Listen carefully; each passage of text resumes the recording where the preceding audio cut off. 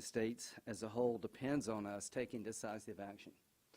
I have a two-step approach to this, but first I want to just say we've been talking about doing something against the Mexican drug cartels regarding foreign terrorist organization designation for a decade, since 2012. Senator Kennedy and I are going to join forces. We believe Democrats will be involved to label these organizations as foreign terrorist organizations under U.S. law. That's the top of the food chain. An FTO designation is the highest designation you can give a criminal terrorist enterprise that's not a nation state. What would it mean? It means that all the precursors coming for China, Chinese chemical companies and Chinese enterprises, would be subject to being prosecuted under U.S. law for providing material support to foreign terrorist organizations, something you can't do today. So we're going to open up the prosecution lane. But I'm a firm believer that the prosecution model as it exists today is not working. So what are we going to do? We're going to up the ante. We're going to designate these groups and others, if appropriate, foreign terrorist organizations under U.S. law, changing the game for those who provide assistance to them. What drives this is fentanyl. It's been a game changer. More people died in the United States from fentanyl poisoning than car wrecks and gun violence combined. Fentanyl is becoming the leading cause of death for Americans ages 18 to 45. 200 Americans die every day due to fentanyl overdoses. Fentanyl overdoses cause the equivalent of a new September 11th every 2 weeks. I think John and I believe that if there were an ISIS or Al-Qaeda cell in Mexico that lobbed a rocket into Texas, we'd wipe them off the planet. They're doing that times thousands, and our response is inadequate. 106,000 people last year died of drug overdoses, 70,000 related to fentanyl with no end in sight. We've recovered over 12,000 pounds of fentanyl at the border this year, enough to kill almost 3 billion people. Last year's 14,700 pounds. This year is almost 13,000 pounds, and we got 8 months to go. This problem is a national security threat. Fentanyl is a killer, and the people killing Americans reside out in the open in Mexico. Now, I don't know if it's a lack of will on behalf of the Mexican government to bring these cartels to bay or a lack of capability. Either way, it's the same result for the United States. Chaos, heartache, terrorism, murder, and it needs to come to an end. So we're going to do two things today. We're going to introduce legislation in the coming days and trying to make it bipartisan to designate these groups foreign terrorist organizations under U.S. law to open up more capability to go after them and their conspirators all over the world. Secondly, we're going to introduce an authorization to use military force where the United States military can go in and destroy these labs and destroy these networks if possible. Once you're designated an FTO, a terrorist organization, the second step that we'll be engaging in is give the military the authority to go after these organizations wherever they exist. Not to invade Mexico, not to shoot Mexican airplanes down, but to destroy drug labs that are poisoning Americans. Plan Colombia. Bill Clinton in 2000 passed Plan Colombia. Here's what Joe Biden said. We have an obligation in the interest of our children and the interest of the hemisphere to keep the oldest democracy in place, Colombia, to give them a fighting chance to keep from becoming a narco state.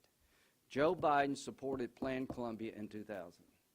Plan Colombia allowed the United States military to partner with Colombia, their military and their drug enforcement agencies, to get in on the ground and disrupt the cocaine traffic that was poisoning America back then.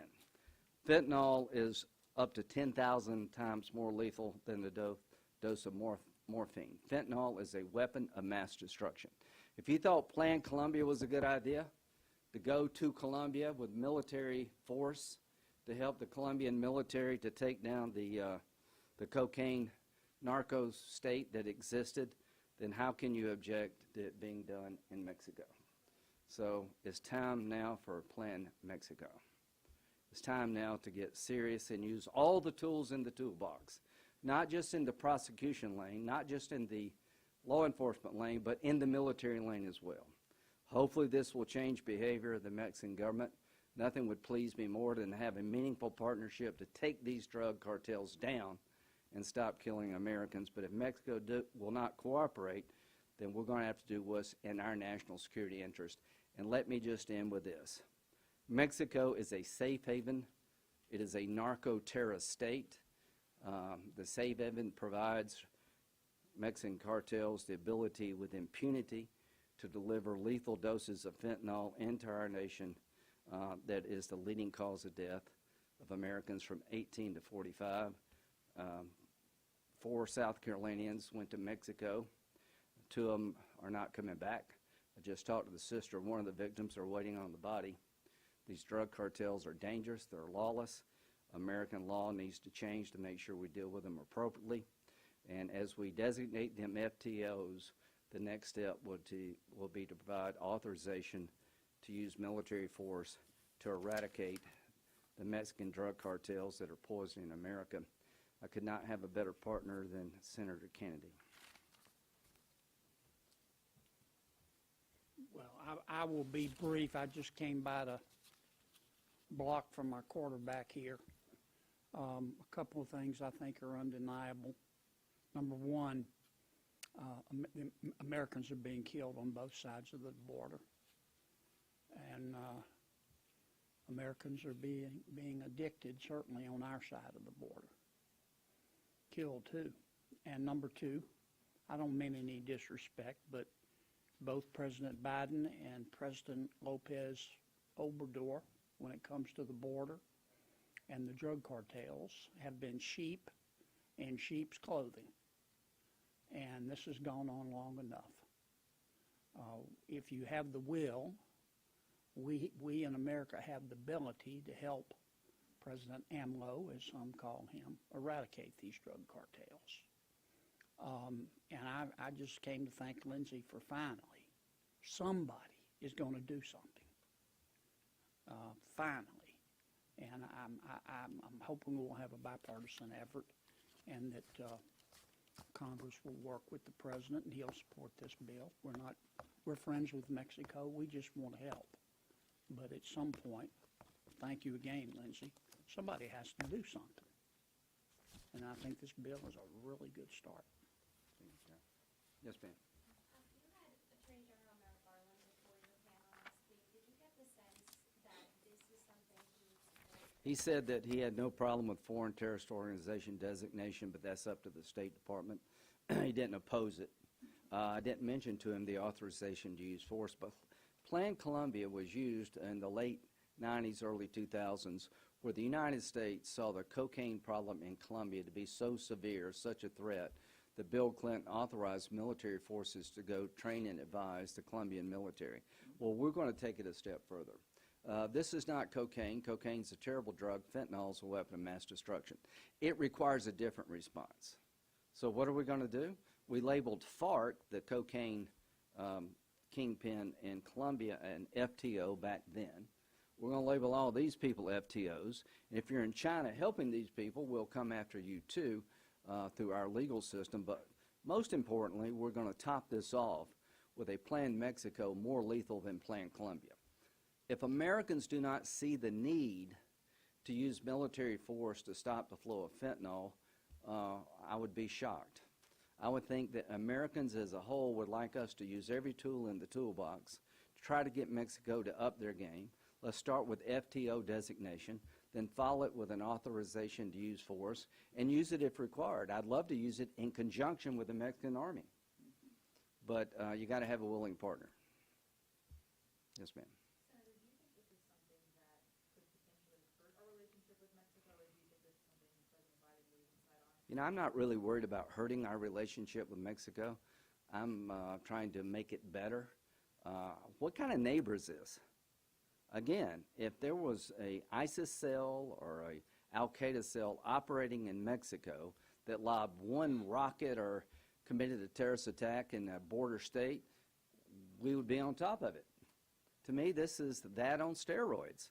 So to our Mexican neighbors, yeah, we want a good relationship. You're failing your own citizens, and you're putting America at risk. You need to do more. We'd like to help you, but we're not going to sit on the sidelines anymore as a nation and watch our neighbor become a narco state that kills more Americans in a single year than we lost in Vietnam. By the way, FARC, you asked about FARC, that Senator Graham talked about with Operation Columbia. FARC no longer exists. It worked. President Lopez Obrador earlier this week was critical of Representative Crenshaw, who Yeah. He can be critical of me. I don't care. I've been open-minded to immigration reform. I've been working with Mexico to try to have a win-win.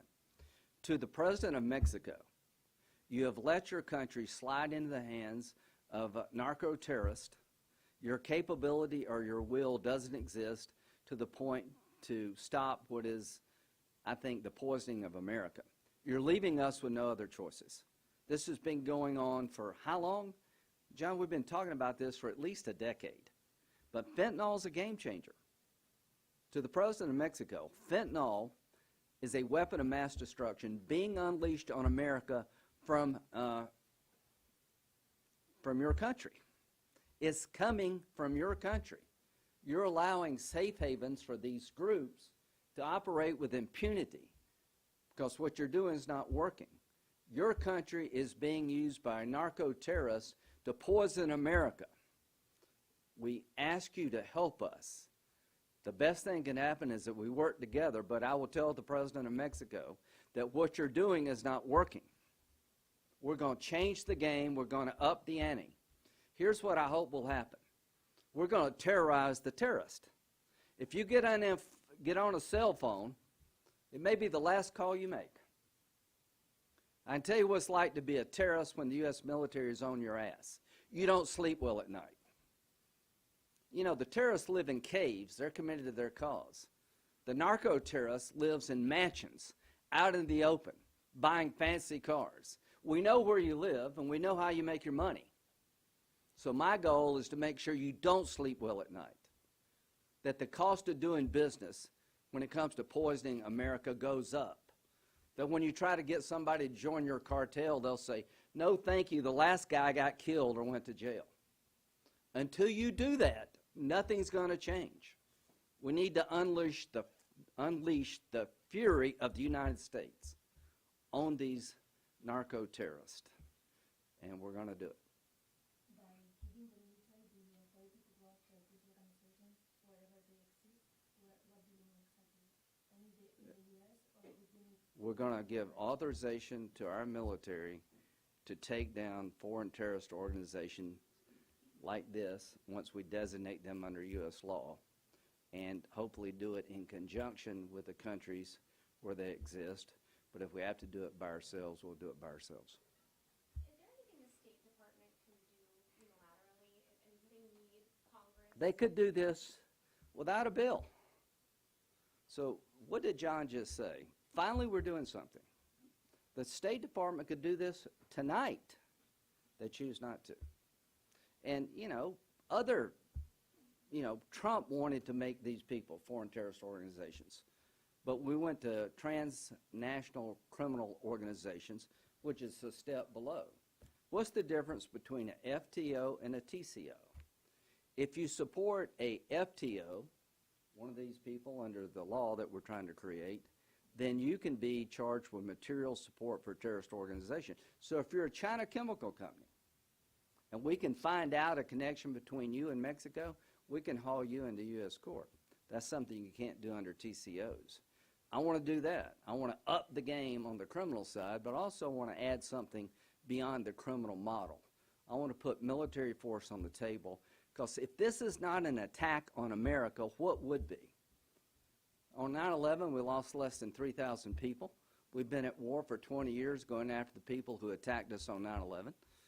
Pearl Harbor, we lost less than 3,000 people. We're losing 70,000 people a year, more than the entire Vietnam War, more than the war on terrorism. And our response is inadequate to the threat. So with Senator Kennedy's help, I'm talking to Senator Blumenthal about the FTO designation. I predict that if we had a vote, we'd win, don't you think, John? So I'm calling on Senator Schumer and McConnell to set aside some time for us to debate this among ourselves, put the legislation on the floor to be amended, come out with a consensus product, and go on the offense. Thank you. Good job.